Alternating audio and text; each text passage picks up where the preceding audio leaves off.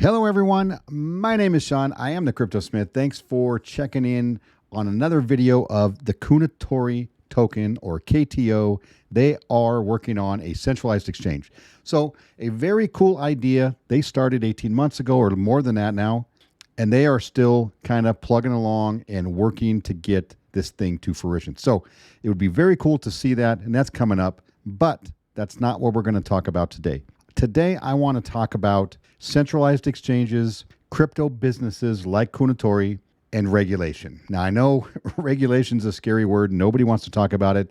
And why? Because there's an unknown there, right? If you're in the US and you're trying to do business, we don't really know what the rules are because the SEC or whoever is supposed to be providing these types of rules and regulations hasn't done so. Finally, we are seeing Congress move a little bit and starting to push that down the road and really try to get a hold of the SEC and the CFTC and figure out who's going to be in charge of regulating which assets and what constitutes a security in the crypto market, right? This is not 1940s anymore. This is 2023. These assets are different. They move different. They grow different. It's a different ecosystem. There needs to be a defined set of rules. They don't have to be special rules, right? They don't need to get a special pass just because of the tech, but there needs to be some defined rules so that companies and businesses know what to do going forward. So if they want to come into compliance, they can do so. They know where they're headed. I talked about what makes a good crypto business, a good crypto company, right? We're talking about transparency, communication,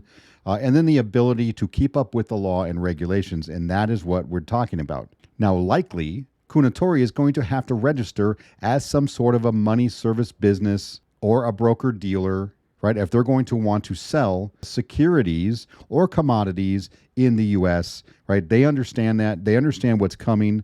Fortunately, they get to see things like Binance and Coinbase being sued by the SEC and then the outcomes of those suits, right? They can be prepared then for what's going to happen next. But I do think that we are going to get regulation in this country, in the US, in the next year or so. And that allows Kounotori some time to get their legal staff in place, to get their ducks in a row, to understand what's coming and what they need to do to comply with regulations. Why is that important? Because as a token holder, if you're watching this and you hold Kounotori tokens, the KTO token, you want to know that Kounotori and these individuals, right, the people at the top, the people that are running things and making decisions, that they have your best interest in mind and that they are going to keep you safe from getting sued by government agencies or getting shut down and losing your investment altogether. And of course, that is a big responsibility for people who are running a business, right? They have to look out for those that invested in them, that got them the ability to build this business, because I'm just going to be honest here, and this is another unpopular opinion I'm going to throw out there. Nearly all crypto businesses start as a security, right? And it's just a fact. The fact is that there's a business idea is put forth. They gather, a few of the greatest minds they can find, people who, kind of are on the same wavelength, and they have to get together, and then they have an ICO or they have a pre-sale where they're asking investors, right, you and me, token holders, to give them money so that they can turn that idea into an actual functional, successful business. And what do you get out of this endeavor? You have the chance, the potential to turn your money into more monies. That's the benefit you get, but you also have a risk, right? And that risk has to be proportionate to your reward. Now, your risk is that investment that you gave them could go to zero, right? And maybe through no fault of theirs, maybe they did everything right, but whatever country they exist in, put the hammer down and crushed all crypto innovation in that country, right? And that wouldn't be their fault, but yet your token value went to zero because of it. That's the risk you take. If you want to get that money and you want to get those rewards, you have to be willing to take a risk. So I do see many times where there are what I believe to be legitimate crypto companies out there that go under. They're not able to sustain themselves long enough through the bear market in order to come out the other side and be successful. They just didn't have the funds or the backing in order to do that. And they kind of have to fold shop and be like, sorry, we did our best. We just don't have the money.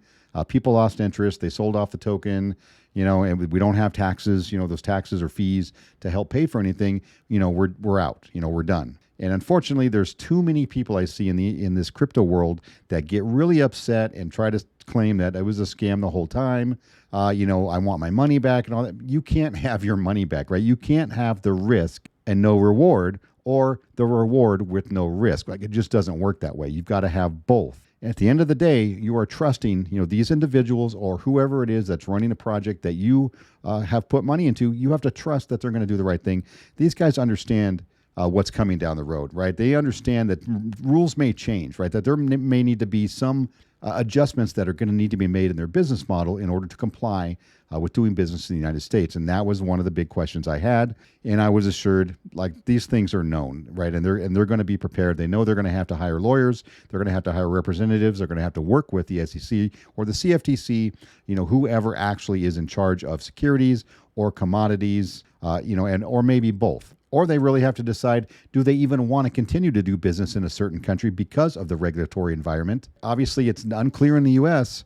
What's right and what's wrong, like what's going to be allowed and what's not going to be allowed. And just to give you an example, if we go over here to their Twitter page and consider becoming a follower of their Twitter page, they also have a Kounotori, exchange. That a lot of people haven't migrated over to yet. Obviously, this will be more popular once the exchange starts coming out and there are demos available, which is coming up, and it will be on another video in the future. But if you go here and you look at what they want to offer, right, and there's nothing bad about this, right? When they started out as a business 18 or so months ago, these things weren't really a concern at the time because they didn't know what was coming down the road as far as laws and regulations. So they want to offer 20% max APR. So basically paying you 20% on your staked tokens. Now, this was totally fine and dandy back in the day when none of the regulators said anything about this. But then the SEC has come out and said, basically anything that offers staking, any platform that offers an APR or a yield or some sort of a reward like that, it would be considered a security. So they're still running forward with it because they don't know any different, right? There hasn't been anything proven to be different other than the SEC saying, hey, that's a security.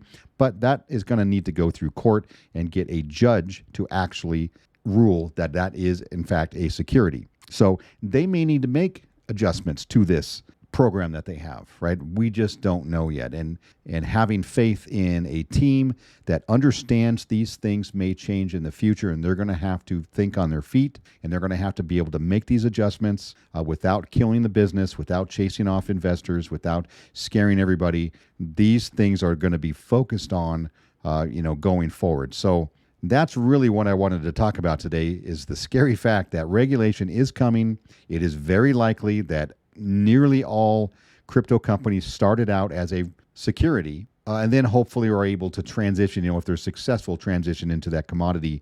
But this one is a centralized exchange. So this one is going to be treated a little differently. They're going to have a little more scrutiny. There's going to be more paperwork to be filed. There's probably going to be more legal fees and lawyers involved, but they already know that. And talking about transitioning from a security to a commodity, we already know that the CFTC head thinks that that's possible because they just had a hearing about this yesterday where a congressman asked him directly, do you believe there's a way for a crypto company to transition or start out as a security, but then transition into a commodity over time? And he said, absolutely yes. I am not concerned about personally myself. We don't know what's coming down the road, but they do have time, and that is very helpful for them, that they can sit back and they can see these current enforcement actions taking place, and they can take notes and see what happens, right? Where's Congress going, right? Ultimately, what are the final decisions? Have judges made any rulings that are favoring, certain tokens over another, or certain exchanges or certain exchange activities like staking and APRs or even reflections, right? That might even be an issue, down the road sometime. So hopefully this gives you a good understanding of what we have to look forward to. And yes, we do. And I know it sucks that the SEC is out there trying to, sue everybody that they can get their hands on, even though they can only really do a little bit at a time because they have limited resources at their fingertips. They have a lot of money, but they don't have the manpower to go after everybody all at once. So these things are going to take time.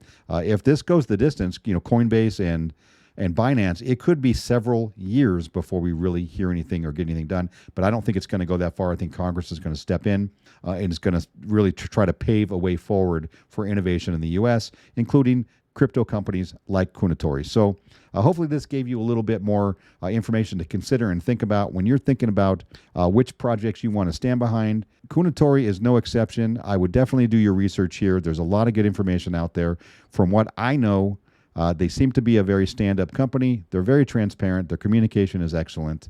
They are doxed, which is one of my favorite things. And they do understand the coming regulatory difficulties that might be there in their way that they're going to have to make adjustments for in the future. And that is another good thing. So that's it for today's video. I'm going to see you guys next week.